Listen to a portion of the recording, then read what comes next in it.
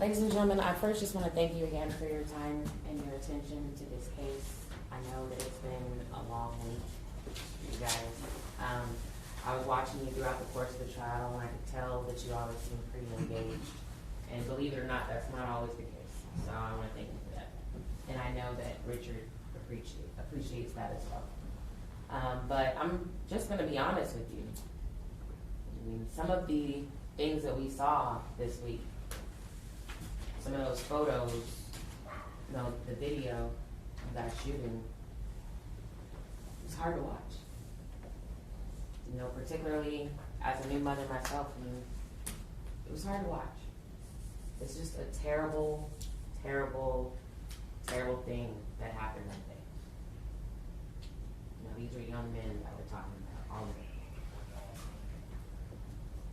I want you guys to know that fact is not lost on us. It's not lost on us at all. But I don't want it to be lost upon you how terrible this has been for Richard. Because above all else, Richard is a father too.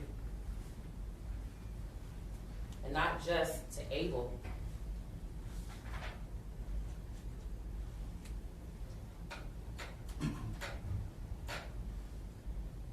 but to little Marcus and Richard III, and who you don't see in that picture because his wife was pregnant at the time, Eliana. Richard is a parent. And December 26, 2021 was every parent's worst nightmare. Imagine what that must feel like. To find out, okay, they were having some problems with Abel, but you heard Richard tell you, we thought that he was turning a corner. We thought things were getting better, So then to realize that your son is involved in this terrible crime, has committed this terrible offense, and then he disappears. Now you don't know where he is. Still don't know where he is. Don't know whether he's alive or dead. His face is all over the news, all over the social media. Feels like everyone is looking for him for the worst possible reason ever. No parent wants that to be the case for their child. So all of that in and of itself is a lot to process. But then, to compound that, then you realize that the state wants to hold you criminally responsible for the actions of your son. Again, every parent's worst nightmare. Think about that. Because his life is literally in your hands today. I want you to keep that in mind when you're deliberating. Okay? I'm not going to go through all the details because Mr. Harris is going to come behind me. He's going to summarize everything for you guys. And like I just said, I know you were engaged the whole time, so I know you get it. For my purposes, I just want to make sure that you understand what we mean when we say reasonable doubt, because that is absolutely crucial in this case.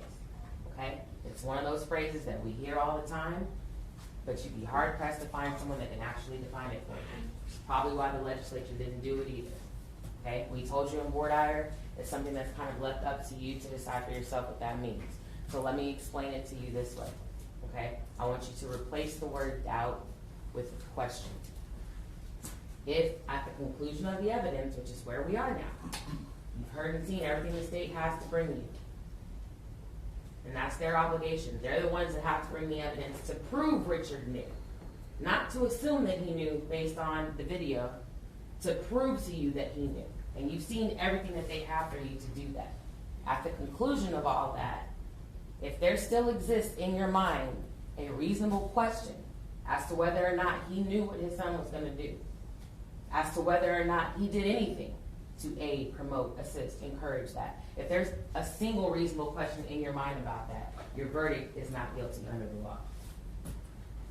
Okay? All it takes is one. You can have multiple questions, but if you have one and the state hasn't resolved it because that's their job, and when Mr. Harris was telling you in Bordire that you have to hold the state to their burden, that's what he meant. Any of those questions that are lingering in your head, it's their job to resolve those for you. If they can't do it, if they haven't done it, your verdict is not guilty. So what would a reasonable question be in this case? I think there's a few of them.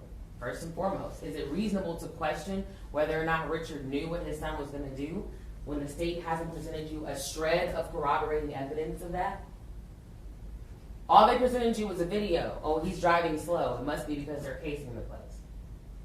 Oh, they're having a conversation in the car, so it must be because they're talking about what's about to happen. They're pointing, so it must be because they're talking about what's about to happen. They don't know that, and you heard the detective admit that on the stand. It's speculation. So it's one thing to speculate and assume, but what have they brought you to prove that that's what he knew? You heard the detectives tell you about all the searching they did, all the investigation they did. They executed search warrants at his house, at his wife's house. They searched his truck. They searched his wife's car. They dumped her phone. They went through messages. They went through social media. They went through trash. They did fingerprints. They did DNA. All that investigation. What did they produce that corroborated what they think he knew? Nothing. Because it doesn't exist. So is it reasonable for you to be sitting there questioning that? Absolutely. Is it reasonable to question if you were going to be involved in a triple homicide, why you would first go in the store with no mask so everyone can see your face on the cameras, use a debit card with your name on it, and purchase Tylenol and then go back in the truck that's registered to you? Does that make sense? Is it reasonable to question why you would do that if you knew what was about to happen? Absolutely. If they can't resolve that question, then your verdict is not guilty. And most importantly, is it reasonable to question whether or not their version of events is true when Richard told you what happened? He explained all those things to you. No, I wasn't driving slow because we were casing the place. It's because I just had a collision with Armando. And guess what? There's actual evidence to show that. Armando got up there and testified and told you they had a collision. Armando told you that his mom was wondering, hey, should we go talk to the guy? Armando and Richard are sitting there thinking the same thing. You heard that for yourself. He told you he was getting Tylenol for his wife. There's a receipt to show that. You saw him doing that on the video. Where's the evidence to back up what the state is saying? There is none. So is it reasonable for you to question all of that? Absolutely. So if you have any unresolved questions, your verdict is not guilty. If you're sitting there thinking, I believe what Richard told me, and as you should because that's the truth, your verdict is not guilty. However, if you're sitting there thinking, I don't know what to believe, maybe the state is right, maybe Richard's telling the truth, guess what? That's a not guilty. Maybe he knew, possibly he knew, probably couldn't, he knew. All of that, not guilty. None of those words are good enough to send a man to prison for the rest of his life. Okay? I just want to make sure that you guys are clear on that.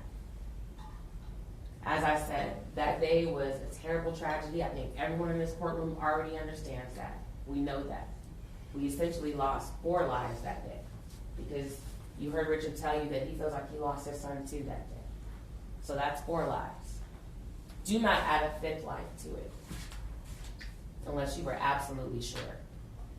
And I would submit to you that with the evidence that the state presented to you this week, assumptions based on speculation, with nothing to back it up, there's no way you could be sure. That is why we're asking you to return a verdict of not guilty. Mr. Harris is going to come talk to you. Thank you, guys. Just go a second.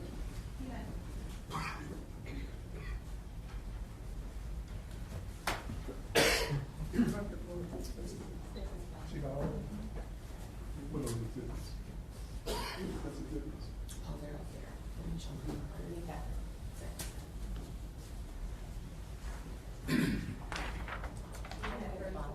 Oh, at the bottom? At the bottom?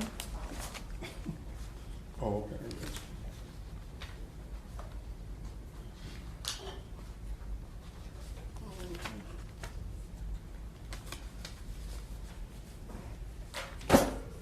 Still in order.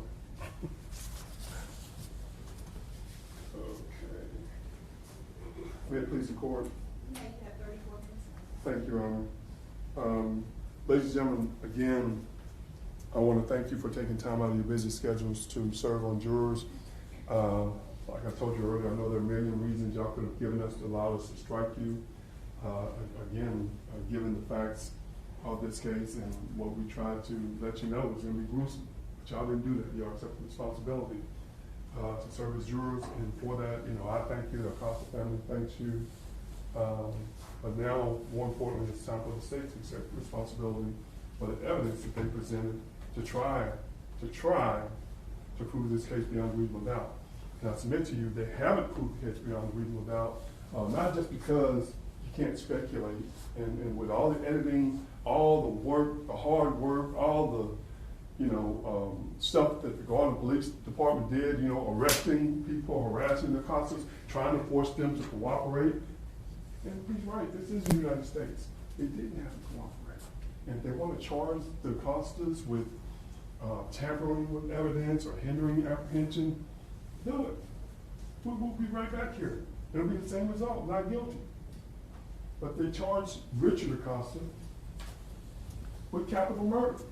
And because they charge him with capital murder, they have to prove beyond all reasonable doubt that he's a party to the offense. We know he's not the shooter. You see that on the video. But the problem is, again, when a jury, we talked about reasonable inferences, but the bottom line is you're not permitted. You can draw reasonable inferences from the evidence, but what you can't do is make legal conclusions from speculation. From speculation. You can't make legal conclusions from speculation. There has to be evidence to support that speculation. So even all the point, it's speculation. He's on the break. There are many reasons why he could have been on the break. He told you why he was on the break. He never turns the car off. He's in a rush. He's trying to go home. They have to prove, and they haven't done that. Not just that he was merely present at the time of the offense, but that he knew that offense had occurred. Not that he heard the shots, saw his son, or heard his son open the door after he ran back to the car. Hearing shots does not mean that he saw what happened. He told you he didn't see it. He was distracted. He was looking the other way. That don't prove otherwise. That's just as likely. There are a million things he could have been doing in the car. Unfortunately for him, he wasn't watching that door. He told you why he was focused on this door. And they know that's reasonable. So that's why they start throwing stuff in. Well, that door's locked. Who? What witness? The detectives, we went to the location. The store owners, what witness came to you and told you that smoke shop door was locked on that day? Not one. But again, they want you to speculate. Oh, that door's locked. What evidence did you hear from the witness stand? From the videos, all those officers that went out there. Talk about manure. Do you really believe if that door didn't open, they wouldn't have someone get on this witness stand and tell you that? He said he didn't know. And even if it was, he saw his son go toward the door. Manure? Yeah. That they wouldn't bring someone to tell you that? Ladies and gentlemen, again, they have to prove that as he's sitting in that car, as he's sitting in the car,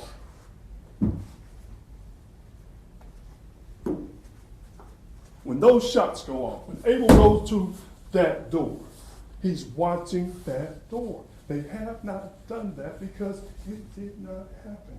He told you what he was doing.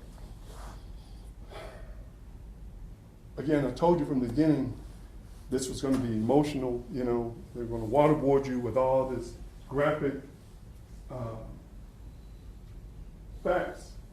And it is graphic because it was a horrific murder. These murders were horrific.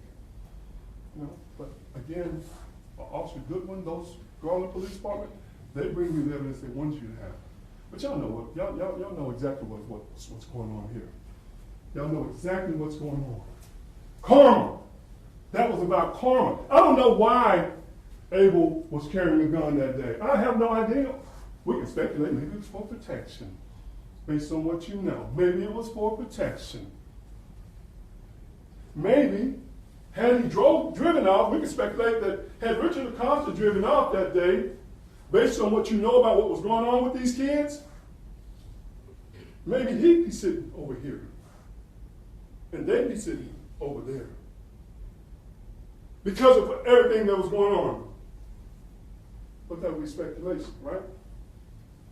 You know, he said, Garcia, Raphael just happens to have that black bandana on his hand, you know, NSB, 5L, you know, was this, you know, gang.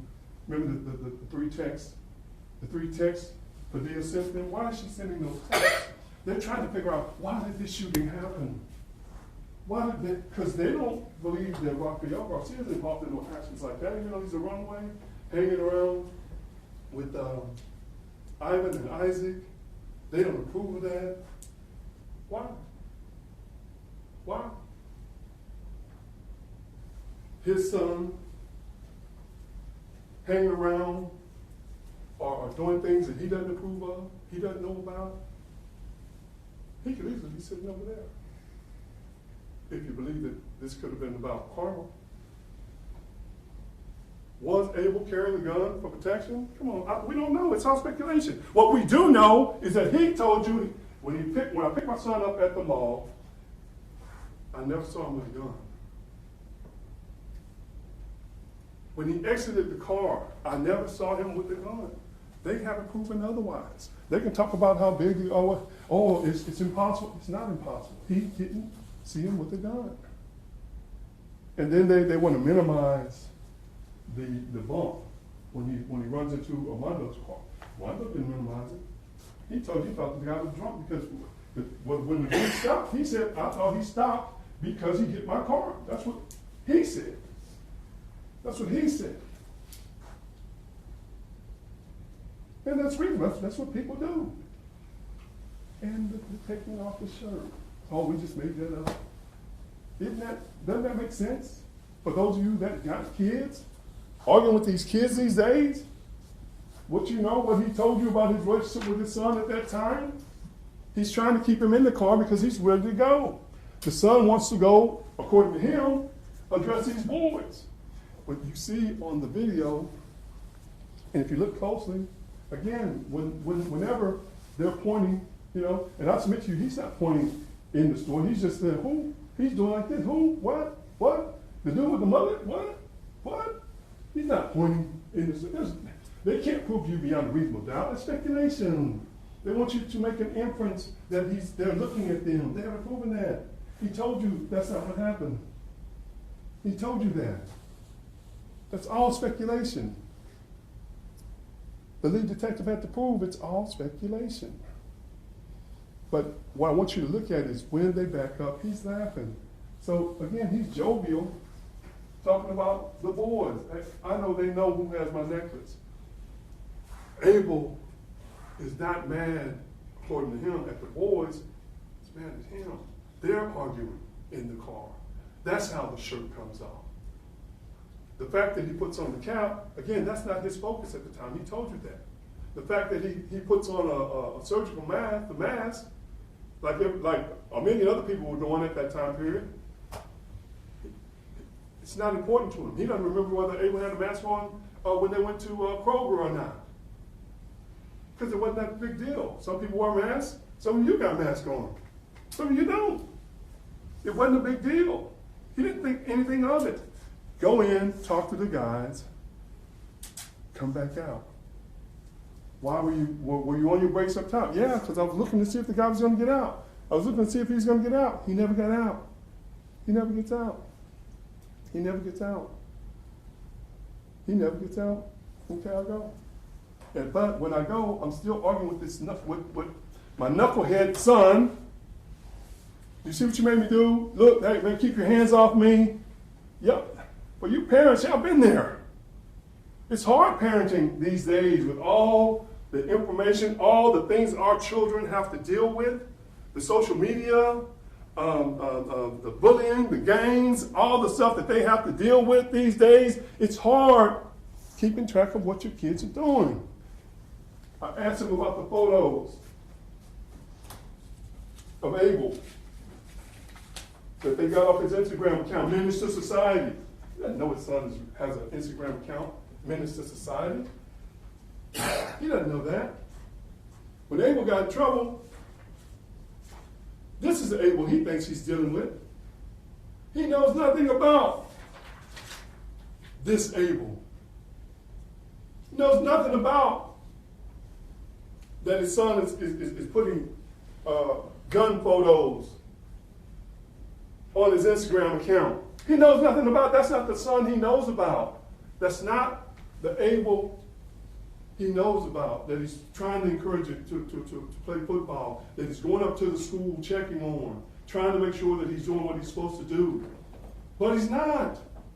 He's not. He's even thinking about taking him to another area, so maybe that'll be a difference.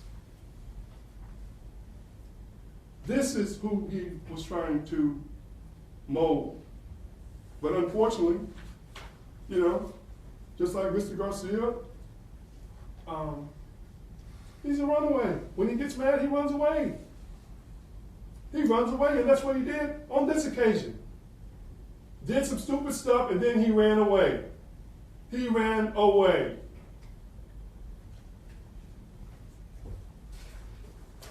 This case is about Abel Acosta. The horrific shooting that you saw is about Abel Acosta. I hope and pray that someday they catch Abel Acosta so he can tell you the same thing that Richard Acosta told you. He did not know, number one, he was going to commit the crime, and he didn't see him do it. Oh, now they bring in, he had to smell like gun smoke. There's no evidence of that. Absolutely no evidence of that. There's absolutely no, but again, they're desperate. They're desperate. That's why they bring in the tarot card dude. The information about that they know is crap. Manure. Because they need help. They need help because at the end of the day, remember I told you, we talked about Des Bryant, and Des Bryant will tell you today, I made that catch. I made that catch. Cowboy fans, Cowboy fanatics will tell you he made that catch. But when you apply the rules and the law, there wasn't a catch. It's the same thing here. They all believe Richard Acosta was a runner. He was the getaway driver. He was the getaway driver. But in order for you to be the getaway driver, you have to know what offense you're driving away from. Mere presence or flight from an offense does not make you a party. It doesn't make you a party. Whether they like it or not, it doesn't make you a party. You have to know what the offense was. If he's fleeing from that location because his son comes to the car saying, get out, or go, they're shooting, go. He does what any other reasonable father, what any other reasonable person would do. He gets off the brake and he goes. He gets out of there. The fact that he doesn't turn around and, son, do you have a gun on you? That's reasonable. He wouldn't be doing that. He'd be driving, trying to get home. Now the son is in the back seat, the same seat that they searched, that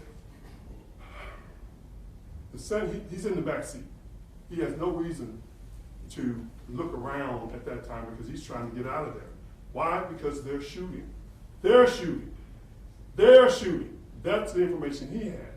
Again, gets home, Abel never tells him that he's the one that did the shooting. He didn't see Abel with the firearm because Abel runs upstairs to his room. They can't disprove that because that's what's happening. But again, getting back to the Cowboy game, again, I told you the reason the Cowboy game would be so important because this was Sunday night football. He was distracted because he's listening to the game. Hurry up, go do what you're going to do. Hurry up, go ask him about your necklace. Don't be in there arguing. Don't be in there fighting. Go find out who has the necklace and come on back. Find out who has the necklace, son. Find out who has the necklace and come on back. Hurry up. Hurry up. Oh, now go. He goes. But he goes to the back. Again, that's undisputed. You see that. When he goes out of the car, he tells you what he's doing. He's already positioned like this. Yes, his foot's on the brake, but he's positioned like this because he's telling this boy, come on, man. Hurry up. Hurry up. That's what he's telling them. And they can't disprove that. So yeah, he jumps out of the car here in a rush. But his attention is focused on turning up the radio. And oh, there's a Mundo. Is he gonna get out? No. Cowboys score! Is he gonna get out? By then, you hear the shots. He tells you he immediately goes down. The duration of the shots.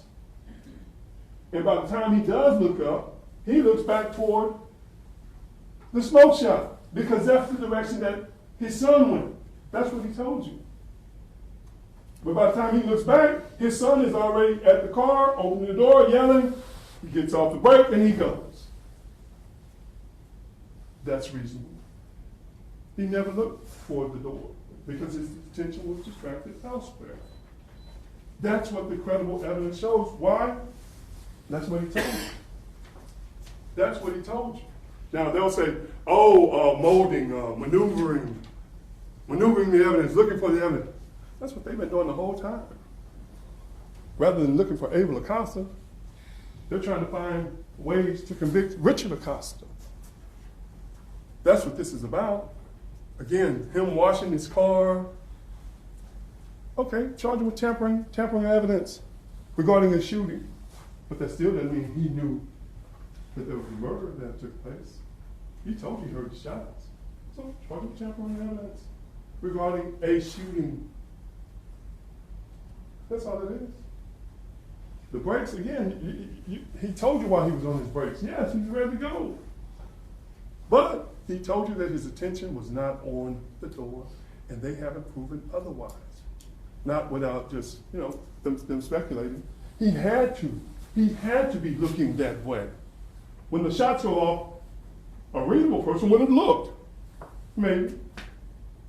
There are a million different reactions that a person would have in that moment. His reaction, unfortunately for him, was not looking at that door. His reaction was, he's here, he goes down.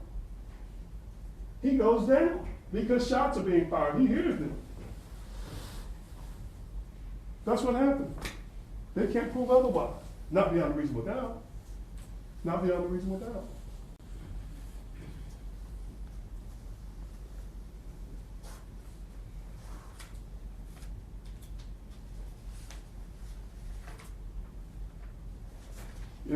They arrest Joshua. And he tells them, they're not just detaining him. They arrest him as a suspect. They're questioning him. They take his DNA. They take his fingerprints. They rule him out because they're under a lot of pressure. They need to find a suspect, and they need to find a suspect quick. He told you. They told him they had the shooter.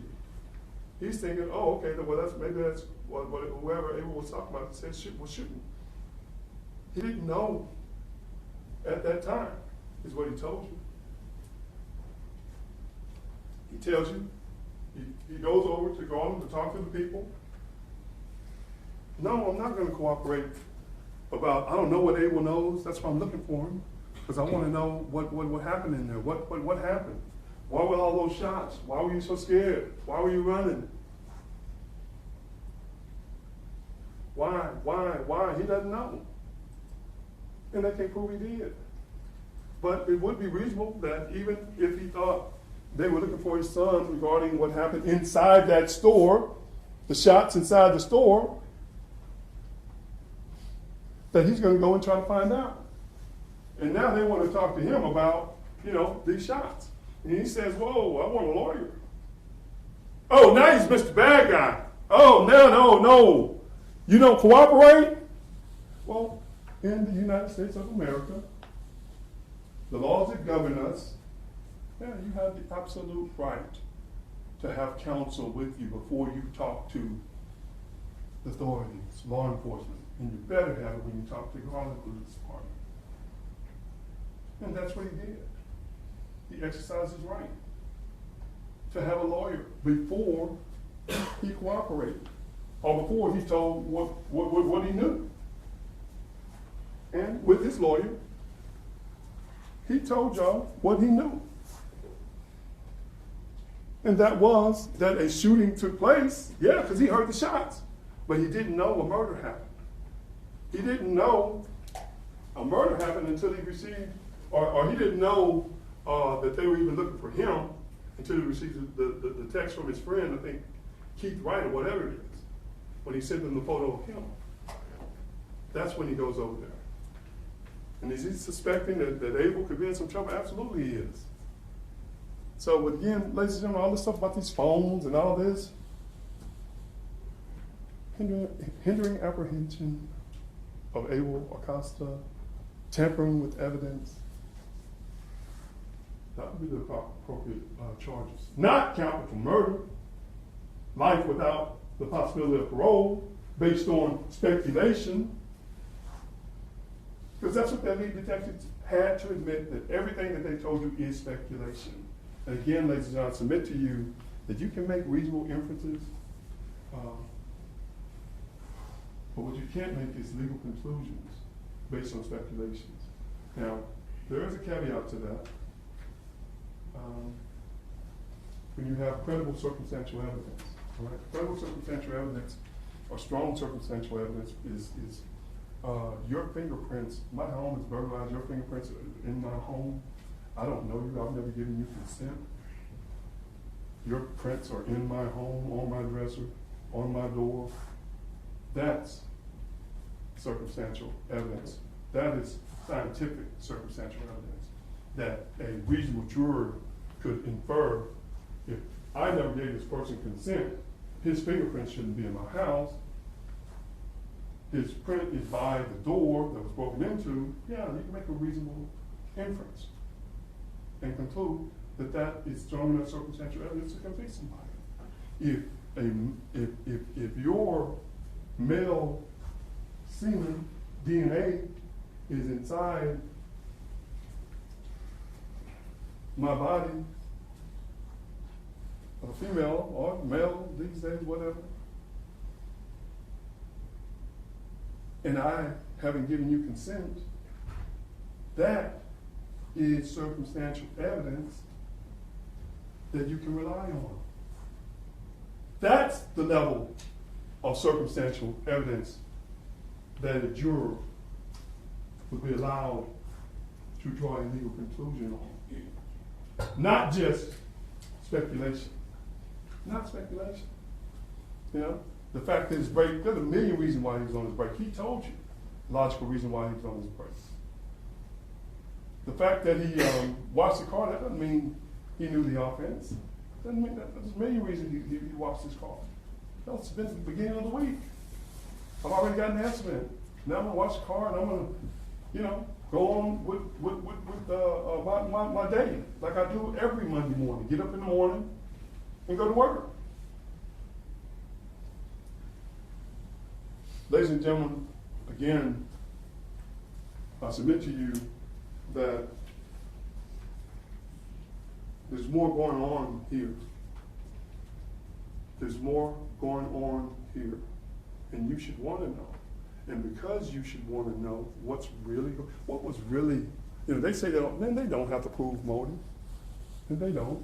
But if they're going to charge a man with capital murder, and there is evidence out there that would go to the vote,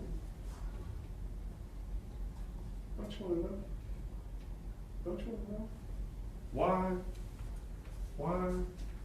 Why these boys? This was no contract killing. We know they didn't go to Texaco for the purpose of doing this.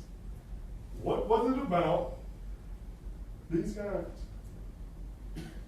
that caused Abel Acosta to shoot them and kill them in the manner that he did? What was going on between, you know, this group, and Abel Acosta's group. What's going on? Why? And they don't have to prove it. They don't have to prove it. But it helps. It would help you understand why Abel Acosta would have been walking around with a gun. Why Abel Acosta would have hidden that gun from his parents, specifically from his father. It would help you understand why this horrific shooting happened. No, they don't have to do that. But it would help you get over your reasonable doubt. And because they haven't done that, because you don't know why this horrific thing happened, you know, if we knew why, maybe then you better understand why he didn't know. If we could get into it. Why he didn't know, you know? His son was carrying a pistol. He told you, I didn't know my son was involved in any activity like that. I didn't know. Other than the few problems that he was having at school, we'd go up there, we'd check. He'd run away. We went to the police to report him. We were trying to be good parents. We were trying to be good parents. A good parent would not allow their 14-year-old son to go in and commit a horrific crime like this. I mean, it makes no sense. If he knew, think about it, ladies and gentlemen. Think about it.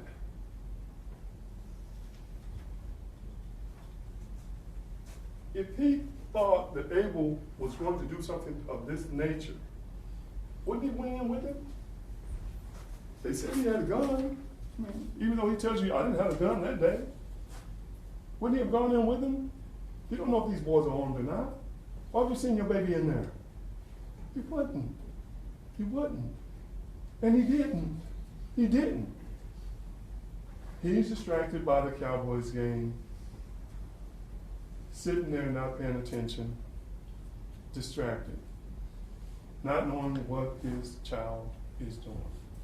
You know, and unfortunately for some of the families in this case, you know, they didn't know what their children were involved in. They didn't know. Specifically, he didn't know.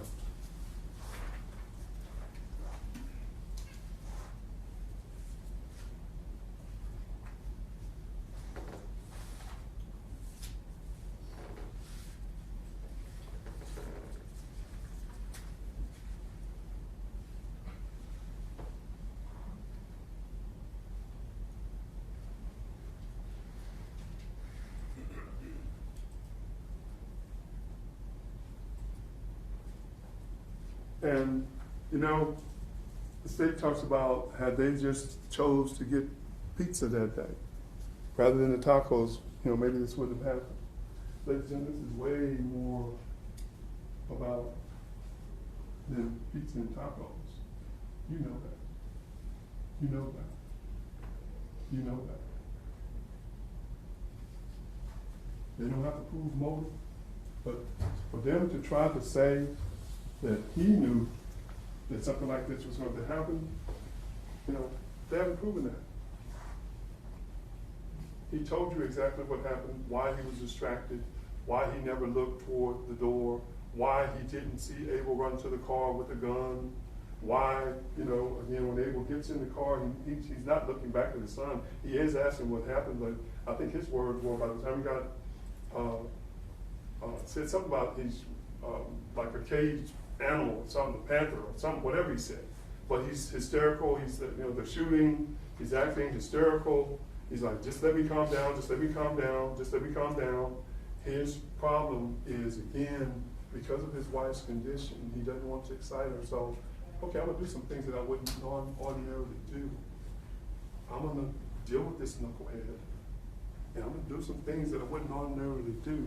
I'm not gonna cause a fight with him at this gas station because he wants to go in and, you know, ask these boys about his neck. I'm trying not to cause a fight, but here we go again. We're fighting again. Here we go again. This is gonna escalate over into the house. Then it's gonna upset my wife and we're gonna possibly lose yet another child. That's reasonable. So you let him do something you wouldn't normally do. He should have left. He should have left. He knows that. He should have left. He knows that. But he didn't. He didn't. He sat there listening to the game, and the shots go off. He does. That's reasonable. That's what happened. Never sees him at the door shooting into the store, running in there shooting. He's ducked down because there are shots going off before he can even realize, oh, my son is in the store. Oh, manure. Oh, my son is in there. So he looks to where his son was, and that's this way, because that's where he saw his son going. You got 3 minutes. Thank you, Judge. That's where he saw his son going. They can't disprove that because that's what happened. They need to disprove that. They need to speculate. They need to give you conjecture. They need to find some way, something in all this evidence, all this editing, all the phones weren't here. Maybe he had died. They need to find something to prove that he knew this offense happened. Not just a shooting, but that the offense happened, that he was looking at Abel. They haven't done that because that's not what happened. Not beyond a reasonable doubt.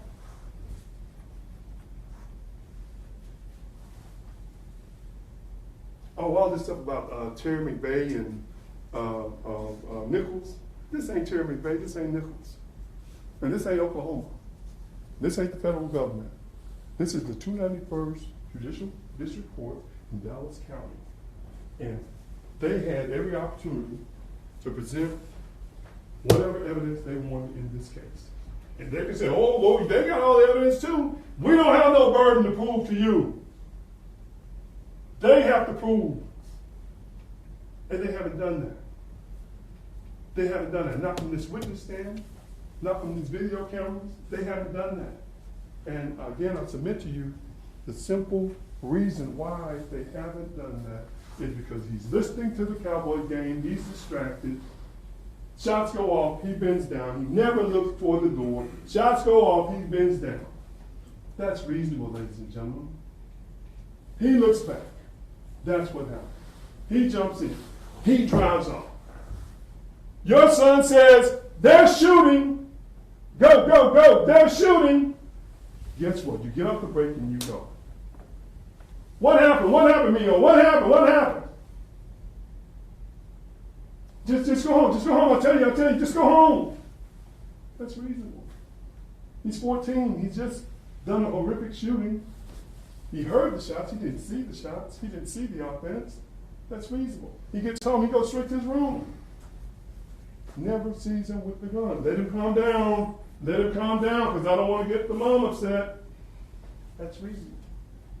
That's what happened. Is that the smartest thing? No. Of course not. But that's what happened. That's what happened. Ladies and gentlemen, I ask you to find Richard Acosta not guilty as a under the law parties. Not because that's what I want or because that's what his family believes, but because they simply have not proven this case beyond reasonable doubt. And the reason they haven't proven it beyond reasonable doubt is because it happened exactly the way Richard Acosta told you. And no evidence has been presented to you that, in my opinion, or that I believe, proves otherwise, other than their speculation. All this, every time they said pointing and all that, he never said that. He told you where he thought those boys were. They're in the game room. That's where he saw them going when they walked by him. She's going to tell you, no, they can clearly see in there. Can they? Could they? That's not what he said. That's not where his attention was. So that had proven that he knew that the boys were in that portion of the store at any time other than when he initially saw them in there. And then he saw him go, he saw him going to the smoke shop. ladies and gentlemen, find him not guilty. They haven't proven this case beyond reasonable doubt. Find him not guilty because he is not guilty. Thank you, Mr. Harris. Thank you, Your Honor. Ms. Barton, you have